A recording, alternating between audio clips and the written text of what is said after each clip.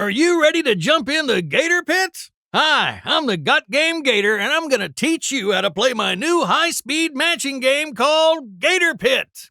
I'm excited because in this video I get the opportunity to introduce you to all my fun friends that you'll get to know in this exciting game.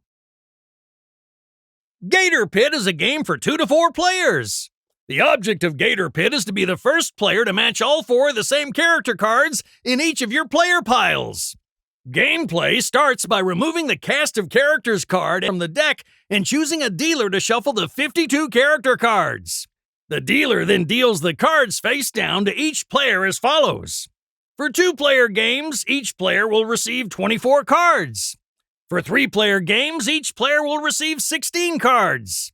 For 4-player games, each player will receive 12 cards. Once the appropriate number of cards have been dealt out, each player arranges their cards in face-down piles of 4 cards each without looking at them.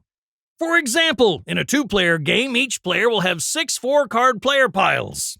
Once created, the player pile should be kept in front of each player for easy access. There will always be 4 cards left after the cards have been dealt out. The last 4 cards are placed face-up horizontally in the middle of the playing area. This area is called the Gator Pit and is where all the exciting card swapping action occurs during the game. To start the game, the dealer counts 1, 2, 3, and says, "Go Gators!"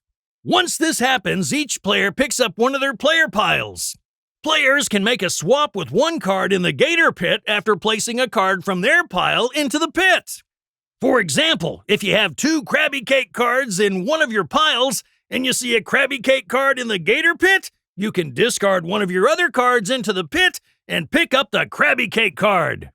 This replaces the card you just discarded into the pit. You now have 3 Krabby Cake cards and are almost finished on completing that player pile. Players can only hold 1 player pile in their hands at a time. This means you can't look at your other player piles while you have a player pile in your hand.